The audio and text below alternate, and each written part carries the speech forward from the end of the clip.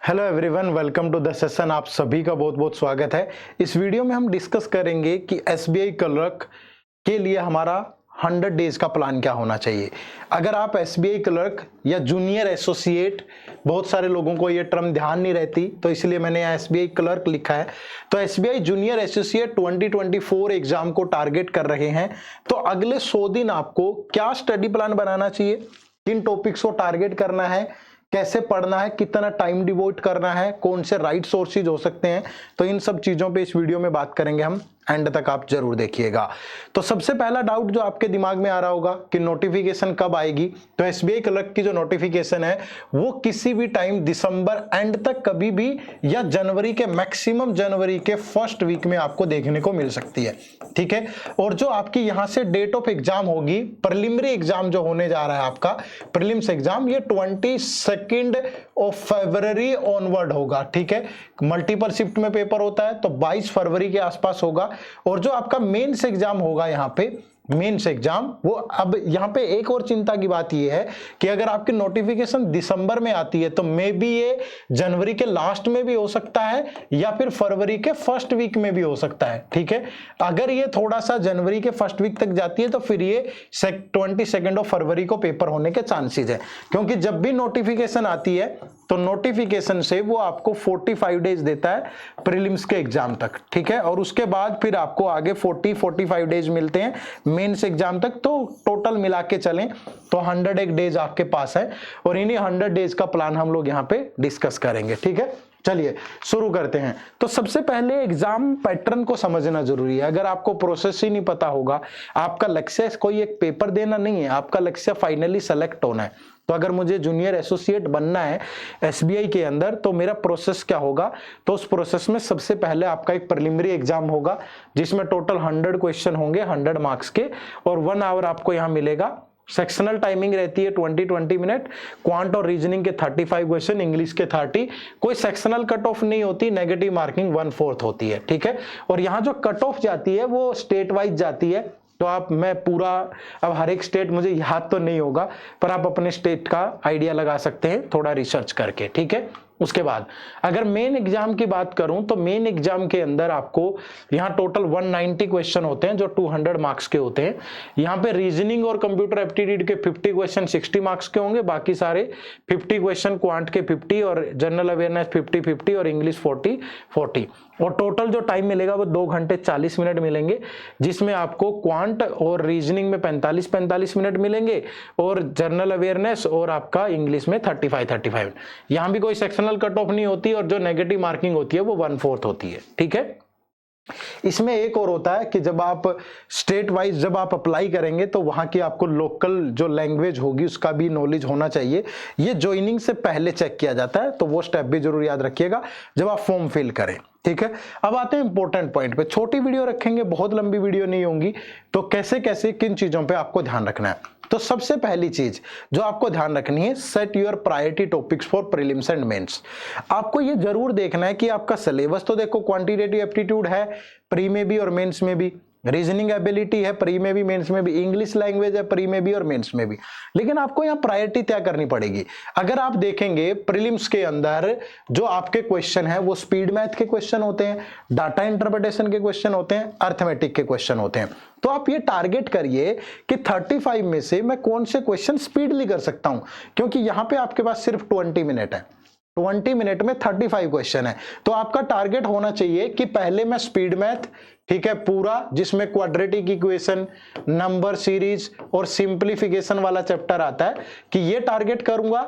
DI 3 पूछे जाएंगे तो वो टारगेट करूंगा, और फिर अर्थमेटिक के कुछ टॉपिक आप चाहो तो छोड़ सकते हो, जैसे मेंसुरेशन, जैसे प्रोबेबिलिटी, ये सारे टॉपिक आप छोड़ सकते हैं प्रीलिम्स के लिए। ठीक है। फिर मेंस के लिए दोबारा से प्रिपेयर करना पड़ेगा, जो टॉपिक छोड़े हैं वो, और मेंस के लिए सिर्फ हाई लेवल प्रैक्टिस करनी पड़ेगी प्री के बाद। ठीक है। तो प्री ओरिएंटेड रीजनिंग में आप ऐसे कर सकते हैं कि रीजनिंग में critical reasoning, machine input output, ये प्रीलिम्स में नहीं आते हैं और ये मेंस में आएंगे। और प्रीलिम्स के अंदर आपको वही सीटिंग अरेंजमेंट, पजल का लेवल कम होगा, मेंस में हाई होगा। सिलोगिज्म, इनइक्वालिटी, आपका जितना डायरेक्शन, ब्लड रिलेशनशिप, ये सब चीजें आपको प्रिपेयर करनी है प्री और मेंस दोनों के लिए, ठीक है। इंग्लिश लैंग्वेज में एक बार आपको ग्रामर कंप्लीट पढ़नी चाहिए, चाहे आप प्री के लिए कर रहे हैं चाहे आप मेंस के लिए कर रहे हैं, ग्रामर का कंसेप्ट चेंज नहीं होगा। तो ग्रामर को एक बार कंप्लीट करें और रीडिंग हैबिट जरूर डालें। रीडिंग हैबिट में जरूरी नहीं है कि आपको मतलब यार कि द हिंदू ही उठा के पढ़ना है, सबसे पहले आप रीडिंग हैबिट बनाइए, ठीक है। पहले आप किसी नोवेल से स्टार्ट करिए या जो भी चीज आपको इंटरेस्टिंग लगे उन्हीं बुक से स्टार्ट करिए, ठीक है। लेकिन रीडिंग हैबिट होनी बहुत जरूरी है और ग्रामर पे कमांड होनी चाहिए। वोकैबुलरी ऐसे नहीं बढ़ेगी कि आप डेली के 10 वर्ड याद करेंगे, तो ये नहीं, ये गलत तरीका है। रीडिंग हैबिट होगी तो वोकैब भी धीरे धीरे धीरे धीरे आपकी अच्छी होती जाएगी, ठीक है। तो ये ध्यान रखना है आपको किसके लिए कि प्रीलिम्स और मेंस में टारगेट टॉपिक भी डिसाइड करने हैं और उसके बाद फिर उनको फोकस करना है, ठीक है। उसके बाद दूसरी चीज, focus on conceptual clarity plus tricks.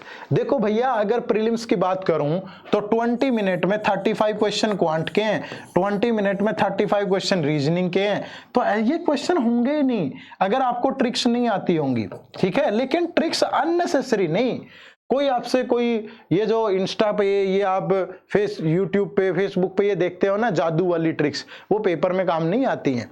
आप अपने पेपर की नीड को समझिएगा, आप उसके अकॉर्डिंग एक्ट करिएगा, ठीक है। कैसी काम आएंगी, जैसे मैंने लिखा 47.5% कैलकुलेट करना है 1 to 80 का। अब ये ट्रिक्स काम आएंगी यहाँ, यही कंसेप्ट है भाई।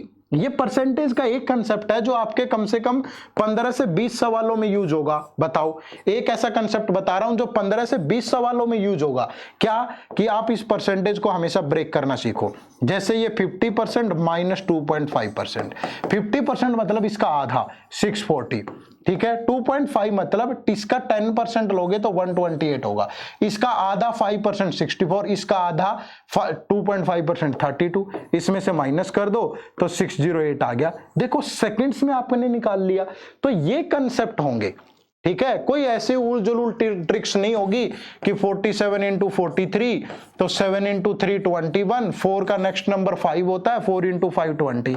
कहां आएगी ये कंडीशन कि जब इन दोनों का सम 10 हो और ये इधर वाला नंबर सेम हो। पेपर वाले माहौल में तुम्हें ये बात वैसे भी याद नहीं रहनी, कहीं लागू नहीं होगी, ठीक है। तो ट्रिक्स ऐसी सीखिए जो कंसेप्ट एक तो जो लंबे टाइम तक दिमाग में रहे और किसी ट्रिक की आउटपुट हो जो काम आए, ठीक है ना। तो इन चीजों पे काम करना है, अननेसेसरी नहीं, ये जरूरी है। अब मैं ये 20-15 मिनट का सेशन है, इसमें ट्रिक तो नहीं सिखा पाऊंगा, पर आप ध्यान रखिएगा, मैं आपको बता दूंगा कि आप कहां से सीख सकते हो, ठीक है। उसके बाद प्रैक्टिस इज द की।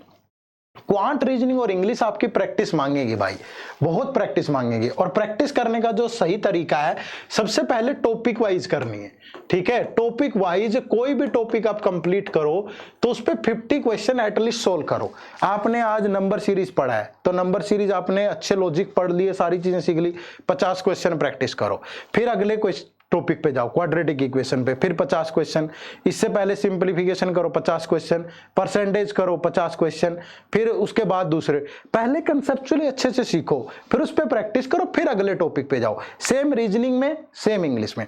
तो सबसे पहले टॉपिक वाइज प्रैक्टिस करनी है, उसके बाद फिर सेक्शन वाइज करनी है, ठीक है। आपको लगता है कि यार मेरा मैथ का ना पूरा सिलेबस खत्म हो गया, तो अब सेक्शन वाइज उठा लो। सिर्फ मैथ का टेस्ट, सिर्फ रीजनिंग का टेस्ट, सिर्फ इंग्लिश का टेस्ट, 10-10 टेस्ट सोल्व कर दो। उसके बाद फुल लेंथ टेस्ट पे जाओ आप। और फुल लेंथ टेस्ट देने का सही तरीका क्या होता है वो भी आगे बताऊंगा, ये ध्यान रखना। तो प्रैक्टिस करनी है, लेकिन प्रैक्टिस करने की ये सीक्वेंस होनी चाहिए, पहले टॉपिक वाइज, फिर सेक्शनल, फिर फुल लेंथ। बोलोगे सर टाइम नहीं है, किसने छीना है तुमसे टाइम? देर तुमने की है दोस्त, अब भी करना पड़ेगा, ठीक है। और कोई तरीका नहीं है, मैं सही मार्गदर्शक बन के आपको यहाँ गाइड कर सकता हूँ। आपने देर से शुरू किया, आपके पास टाइम नहीं है, वो आपकी गलती है, लेकिन अभी भी समय है। अगर आज से शुरू करोगे तो कर पाओगे डेफिनेटली, ठीक है। तो ये ध्यान रखिएगा। उसके बाद नेक्स्ट है कि इंग्लिश और जीए ये मोस्ट स्कोरिंग सब्जेक्ट होते हैं। आपको लगेगा कैसे, ये तो मेरी तो इंग्लिश अच्छी है ही नहीं सर, करंट अफेयर में तो मुझे 4 चीजें नहीं याद होती हैं। तो भैया मैं आपको बता दूं, जिन बच्चों 2 टाइप के बच्चे मैंने देखे हैं, इंग्लिश में या तो किसी के नंबर ही नहीं आते हैं, उसने का फोबिया अपने अंदर डाल लिया, इंग्लिश नहीं होगा।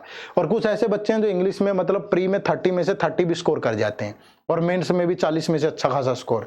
तो इंग्लिश से अच्छा खासा स्कोर हो जाता है, टाइम भी ज्यादा नहीं लगता है। तो इस पे आप फोकस करें, कंसेप्चुअली स्ट्रॉन्ग बनाएं ग्रामर को, और उसके बाद आप ये चीज ध्यान रखिए कि रीडिंग हैबिट होनी बहुत जरूरी है। पहले नॉवल से, मैगजीन से शुरू करिए, फिर न्यूज़पेपर पढ़िए। अगर रीडिंग स्किल अच्छी होंगी तो पेपर में आसानी होगी। और दूसरा, जर्नल अवेयरनेस, ये बहुत अच्छा पॉइंट है। यहाँ पे बहुत सारे बच्चे हैं जो लैग करेंगे, मेंस की कट ऑफ दौड़ से बाहर हो जाएंगे क्योंकि जीए में कम स्कोर होगा। तो इसको डे 1 से प्रिपेयर करना शुरू कर दो, ठीक है। तो आपको अगस्त ऑनवर्ड, जुलाई या अगस्त ऑनवर्ड जो करंट अफेयर है वो अभी से प्रिपेयर करनी चाहिए। और मैं जो आपको स्टडी प्लान बताऊंगा उसमें मैंने बताया है कितना टाइम देना है, किस किस किस चीज को कितना, तो वहां पे ध्यान रखना। तो करंट अफेयर डे 1 से शुरू करनी पड़ेगी, क्योंकि आप शुरू करते हो प्री का रिजल्ट आने के बाद, तब बचेंगे 15 दिन हाथ में। कितने महीने की करंट अफेयर कर लोगे और कितनी न्यूज पढ़ लोगे, कितनी चीजें आपको याद रह जाएंगी, नहीं होगा। तो ये थोड़ी चीज समझ लो, ठीक है। उसके बाद do not avoid mock test और ओवर अटेम्प्ट, ये बड़ी है। कुछ बच्चे तो डरते हैं कि यार मॉक टेस्ट दूंगा नंबर कम आएंगे, डिमोटिवेट हो जाऊंगा। बिल्कुल गलत बात है, मॉक टेस्ट देने चाहिए। कुछ बच्चे ऐसे होते हैं कि कुछ नहीं करना, मॉक टेस्ट ही शुरू कर दिए सीधा। अगर आपका सिलेबस कंप्लीट नहीं है, पहली चीज ध्यान रखो, मॉक टेस्ट आपको कब देने चाहिए। तो मॉक टेस्ट देने के लिए आपका कम से कम जो सिलेबस है वो 80% कंप्लीट होना जरूरी है। मिनिमम इतना सिलेबस आप कंप्लीट करो तब मॉक टेस्ट दो। और मॉक टेस्ट पे नहीं जाना सीधा, पहले मैंने बताया था आपको कि टॉपिक वाइज टेस्ट देने हैं भाई, ठीक है। उसके बाद सेक्शन वाइज टेस्ट देने हैं, ठीक है, सेक्शन वाइज, और फिर एफएलटी देने हैं, ठीक है। फुल लेंथ मॉक टेस्ट देने हैं। और फुल लेंथ मॉक टेस्ट अगर आपने 10 भी दे दिए ना ढंग से, बहुत होंगे।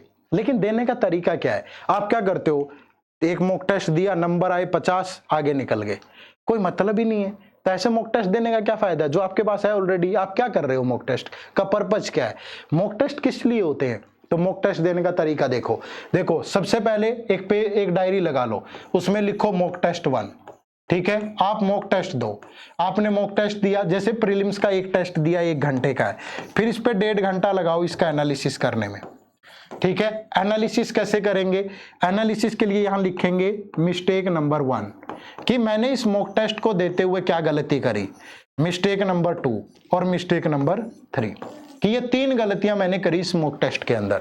कि मैं सीक्वेंस अच्छी नहीं रख पाया, कि मैं तो 35 क्वेश्चन पूरे देख भी नहीं पाया, 15 क्वेश्चन ही करे मैंने, उन्हीं तक पहुंच पाया, तो अपना ऑर्डर चेंज करना पड़ेगा कि अगली बार मैं ये सवाल पहले करूंगा, ये बाद में करूंगा। दूसरा, इस टेस्ट में मैंने ओवर अटेम्प्ट कर दिए, तो मैं रॉन्ग क्वेश्चन अटेम्प्ट करने से बचूंगा, तुक्का नहीं मारूंगा। तीसरा, कि यार ये टॉपिक से सवाल बार बार आ रहे हैं पेपर में भी और टेस्ट में भी, और मुझे आता नहीं है, तो पहले इस टॉपिक को पढ़ो फिर आगे बढ़ो। तो आपको 3 गलतियां लिखनी है कि इस मॉक टेस्ट में मैंने ये करी, और फिर उनका सॉल्यूशन भी लिखना है कि गलती नंबर 1 का सॉल्यूशन ये है, गलती नंबर जो 2 करी है उसका सॉल्यूशन ये है, और 3rd का ये है। और जब आप इस पे काम कर लो तब दूसरा मॉक टेस्ट दो, आपके खुद में खुद नंबर बढ़ते चलेंगे। आप कह रहे हो मॉक टेस्ट दे रहा हूं नंबर नहीं आ रहे, कैसे बढ़ेंगे भाई नंबर, क्योंकि गलतियां तो आप अपने साथ के साथ खींचे जा रहे हो, गलतियों से इंप्रूव नहीं करोगे तो मॉक टेस्ट में नंबर नहीं बढ़ेंगे। तो हमेशा ये करो, अगर आपने इस तरीके से 10 टेस्ट दे लिए ना, मैं गारंटी दे रहा हूं तुम नहीं रुक सकते पेपर में। आपको हर बार इसी तरीके से मॉक टेस्ट देने चाहिए। तो ये बात आप ध्यान रखिएगा, ओवर अटेम्प्ट भी नहीं करना है कि मॉक टेस्ट में मॉक टेस्ट दिए जा रहे हैं, नहीं, और छोड़ना भी नहीं है। 10, 12, 15 मॉक टेस्ट दो, मोर देन इनफ है, ठीक है। चलो, उसके बाद नेक्स्ट जो है वो है फॉलो द राइट सोर्सेज। ये बहुत जरूरी है। हम क्या करते हैं, थोड़ा बहुत पैसे के लालचवश या थोड़ा बहुत ऐसे ही हल्के में ले लेते हैं चीजों को, और अच्छे सोर्सेज फॉलो नहीं करते। आपको अपडेटेड और अच्छे न्यू पैटर्न पे बेस्ड अपडेटेड सोर्सेज फॉलो करने चाहिए, ठीक है। अब आप बोलोगे सर ये सोर्सेज क्या हो सकते हैं। आपको, अगर मैं क्लासेस की बात करूं कि आप मैथ, क्वांट, रीजनिंग और इंग्लिश कहां से कवर कर सकते हो, तो मैं आपको बता देता हूं। ये तीनों सब्जेक्ट आप बहुत अच्छे से कवर कर सकते हो। आप हमारे चैनल पे जाओ, इसी यूट्यूब चैनल पे एडुटेक बैंकिंग एग्जाम पे प्लेलिस्ट में जाओ, ठीक है। प्लेलिस्ट में आपको 3 प्लेलिस्ट मिलेंगी, एक क्वांट की प्लेलिस्ट मैथ की, एक रीजनिंग की और एक इंग्लिश की। इनके 40-45 लेक्चर हैं पहले, फर्स्ट, इसके भी 40 लेक्चर, इसके भी 40 और इसके भी 40 रिकॉर्डेड अवेलेबल है, लाइव पढ़ाया हुआ है, रिकॉर्डेड अवेलेबल है, देख दो, आपका पेपर नहीं रुक सकता। इतना अच्छा पढ़ाया, कंसेप्चुअल, बिल्कुल बेसिक से, बिल्कुल बेसिक से। ना अच्छा लगे अनसब्सक्राइब कर देना चैनल, लेकिन एक बार लगा के देखो, अगर मजा ना आ जाए ना तो आप कहना, एग्जाम ओरिएंटेड, बहुत अच्छा, बहुत एक सीक्वेंस में लगभग सारे टॉपिक कवर्ड हैं और चल रही है क्लासेज अभी भी चलती हैं। क्वांट की क्लास मॉर्निंग में 9:30 पे लाइव होती है, मंडे टू फ्राइडे ये क्लासेज होती है, ठीक है। रीजनिंग की क्लास जो है वो 9:30 पे 1:30 PM पे लाइव होती है और इंग्लिश की 4:30 पे daily, Monday to Friday. Current affair की क्लास वीकली आती है, सैटरडे सुबह 7 बजे, ठीक है। देखो इनको, क्यों नहीं देख रहे? फ्री है सब कुछ, कुछ भी ऐसा नहीं करना है जो आपको यहां से दिक्कत दे, ठीक है। और हमने एसबीआई पीओ की तो टेस्ट सीरीज लॉन्च कर रखी है, हम एक कंबाइंड टेस्ट सीरीज भी लेकर के आएंगे जो पीओ और क्लर्क दोनों के लिए होंगी। तो उसके लिए थोड़ा सा वेट कर लीजिएगा, 1 हफ्ता मैक्सिमम, 1 हफ्ते में आपको वो टेस्ट सीरीज भी देखने को मिल जाएगी। उसका लिंक भी आपको हमारी वेबसाइट पे जाके परचेज कर लीजिएगा, या आपको इसी चैनल से अगर आप जुड़े रहेंगे तो यहाँ पे आपको सूचित कर दिया जाएगा जब भी टेस्ट सीरीज आएगी। तो ये 2 सोर्सेज आपके लिए बहुत अच्छे होंगे, इन्हें आप फॉलो करिए। बाकी आप जहां मर्जी से पढ़ रहे हैं, हमें कोई दिक्कत नहीं है, आप आराम से पढ़िए, बट डेडिकेटेड पढ़िए, अच्छे से पढ़िए, ठीक है। अब आते हैं स्टडी प्लान पे कि मेरा क्या स्टडी प्लान होना चाहिए। ये बहुतों को रहता है कि सर कितना टाइम किसको दूं, कैसे पढ़ूं, ये बता दो। देखो यहां मैंने आपके दिन के 5-6 घंटे लिए हैं भाई, क्योंकि पेपर का टाइम है ना, कम टाइम बचा है, अब आपको 5-6 घंटे डेली देने पड़ेंगे। तो सबसे पहले देखो, आप क्वांट, रीजनिंग, इन दोनों को डेली 1.5 घंटा देना है, ठीक है। क्योंकि 1 घंटे की क्लास होती है, तो 1 घंटे की क्लास देख के आप अगर थोड़ा स्पीड में देखेंगे तो 40-45 मिनट में भी खत्म हो जाएंगी, और उसके बाद प्रैक्टिस करिए। इस टाइम को आप अपने अकॉर्डिंग बढ़ा सकते हो, आप 2 घंटे दे दो, 2.5 घंटे दे दो, आपकी मर्जी है। आप एक ही सब्जेक्ट करना चाहो पहले एक कर लो, आपकी मर्जी है, जो भी है। और यहाँ पे प्रीलिम्स और मेंस दोनों का ध्यान देना है कंसेप्ट बिल्डिंग पे, ठीक है। अच्छी ट्रिक और अच्छे कंसेप्ट सीखने हैं।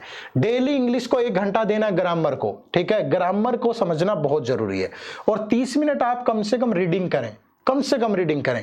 कोई भी नोवेल पढ़ें, न्यूज़पेपर का एडिटोरियल्स पढ़ें, कुछ भी पढ़ें, लेकिन 30 मिनट डेली आप यहां पे जरूर दें रीडिंग पे, और 30 से 35 मिनट आपको करंट अफेयर पे भी देनी है डेली, ठीक है। 30 to 35 मिनट आप करंट अफेयर पे भी जरूर दें। तो ये ज्यादा से ज्यादा ये 4 घंटे 5 घंटे बनता है, पर मुझे लगता है कि अभी तो आप 6-7 घंटे भी दे सकते हो, तो अपने अकॉर्डिंग 1-1 घंटा यहाँ बढ़ा लें, ठीक है। उसके बाद ये पहले 30 दिन का शेड्यूल है, और 30 डेज में हो जाएंगी बहुत चीजें आराम से। अच्छा खासा प्री के मतलब 30 डेज में 10-12 टॉपिक कर लोगे आप, जो प्री ओरिएंटेड है, अच्छे से हो जाएगा, ठीक है। उसके बाद फिर 30 से 58 डे पे, अब 20 दिन और बचेंगे आपके एग्जाम में, ठीक है। तो तब आप फुल लेंथ टेस्ट प्रैक्टिस करें, ठीक है। जो यहां चीजें पढ़ी थी हमने उनका रिवीजन करें, और ऑल्टरनेट डे पे या डेली एक मॉक टेस्ट दें, एक मॉक टेस्ट दें, उसका प्रॉपर एनालिसिस करें, अपनी गलतियों से सीखें और रिवीजन करें। तो ये चीज आप ध्यान रखें यहाँ पे, ठीक है। फिर आफ्टर प्रीलिम्स एग्जाम से, ठीक है, टिल मेन एग्जाम तक आपको डेली 5-6 घंटे, 3-4 घंटे क्यूआरई की प्रैक्टिस करनी है अच्छे से, 2 घंटे करंट अफेयर को देना है। तो आप इस तरीके से शेड्यूल बना के चलेंगे तो 100 डेज में आप बहुत अच्छे से कर पाएंगे, ठीक है भाई। तो ये शेड्यूल है। इसके अलावा मैं उन लोगों को भी एक सलाह देना चाहूंगा जो लोग कहते हैं कि सर मेरा सिलेबस हो गया है, मैंने पढ़ा हुआ है, कुछ ऐसा बताओ कि मतलब जिससे मैं अपनी एफिशिएंसी एग्जाम में मतलब गलती ना करूं, अच्छी खासी प्रैक्टिस हो जाए। ऐसा क्या करना चाहिए, तो मैं बता रहा हूं। देखो, तो आपको जो डेली प्रैक्टिस करनी है, जो उन लोगों का सिलेबस कंप्लीट है उनको, तो आप क्या करो, देखो स्पीड मैथ के 3 टॉपिक होते हैं, ठीक है। स्पीड मैथ के 3 टॉपिक होते हैं। पहला सिंपलीफिकेशन अप्रोक्सीमेशन, ठीक है, दूसरा क्वाड्रेटिक इक्वेशन, और तीसरा नंबर सीरीज, ठीक है। और एक मैथ में मैं बात करूंगा डीआई। तो आपको मैथ में ये करना है, मैथ में क्या करना है कि 30 क्वेश्चन करने हैं डेली, इन तीनों के नहीं, ऑल्टरनेटली। मतलब जैसे मंडे को हमने ये पढ़ लिया, ट्यूसडे को इसके 30 क्वेश्चन, वेडनेसडे को इसके, फिर थर्सडे, फिर फ्राइडे, फिर सैटरडे, फिर संडे को ब्रेक दे लो चाहे, ठीक है। तो स्पीड मैथ के 30 क्वेश्चन आपको डेली करने ही है किसी एक टॉपिक के, ठीक है। और उसके बाद 3 डीआई डेली सोल्व करने हैं आपको, 3 डीआई डेली सोल्व करने हैं जब तक आपका पेपर नहीं होता, ठीक है। 3 डीआई, जिसमें से एक कोशिश करिए कि कैसलेट डीआई हो, एक आपका बेसिक टेबल बार ग्राफ जो भी हो, अर्थमेटिक के टॉपिक पे परसेंटेज, रेशियो, प्रॉफिट लॉस, इन पे डीआई हो, ठीक है। तो मैथ में जिन लोगों ने भी सिलेबस कर लिया है वो इस तरीके से पढ़े। और दूसरा, रीजनिंग में क्या करे, रीजनिंग में देखो सिटिंग अरेंजमेंट और पजल, आपको ये डेली मुझे लगता है कि 5 प्रैक्टिस करनी चाहिए, 5 सिटिंग अरेंजमेंट और पजल दोनों मिला के डेली ये काम करना ही करना है। इसके अलावा syllogism, inequality, direction, blood relation, मतलब पजल जो है वो डायरेक्शन पे भी हो सकती है, ब्लड रिलेशन पे भी हो सकती है, लेकिन डेली ये करना ही करना है। और इंग्लिश में कॉम्प्रिहेंशन, क्लोज टेस्ट, ठीक है, रीअरेंजमेंट, डेली इन पे एक एक क्वेश्चन जरूर बनाना है। तो ये आपका क्यूआरई का डेली प्रैक्टिस का प्लान है। इस पूरे को करने में मुझे लगता है 1.5-2 घंटे डेली लगेंगे, ठीक है, 1.5 से 2 घंटा लगेगा प्रैक्टिस। तो आप मॉक टेस्ट दें खूब सारे, ठीक है, जो करना है करें, जिन लोगों का सिलेबस कंप्लीट है तो, लेकिन इनको जरूर प्रैक्टिस करें डेली बेसिस पे, तो आप बहुत शानदार यहाँ पे कर पाएंगे, ठीक है। तो ये था हमारा कंप्लीट प्लान कि अगले 100 डेज में आप क्या क्या कर सकते हो एसबीआई क्लर्क को अगर आप टारगेट कर रहे हो, ठीक है।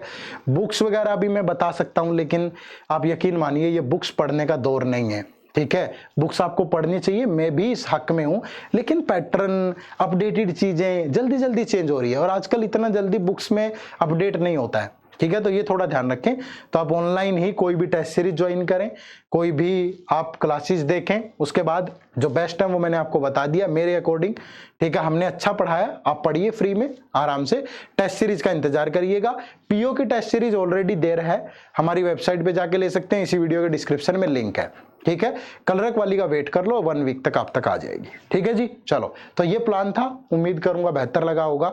अब आप एक वर्ड में कमेंट करके ये बताना कि आपको सबसे ज्यादा कौन सी प्रॉब्लम है जो तंग करती है एसबीआई क्लर्क के लिए, जूनियर एसोसिएट के लिए। अपने पेन पॉइंट को एक वर्ड में आपको इसी वीडियो में कमेंट करना है, तो बताएं, फिर हम नेक्स्ट वीडियो उसी पेन पॉइंट पर लेकर के आएंगे। आप सबका बहुत बहुत शुक्रिया, थैंक यू वेरी मच। जय हिंद, जय भारत।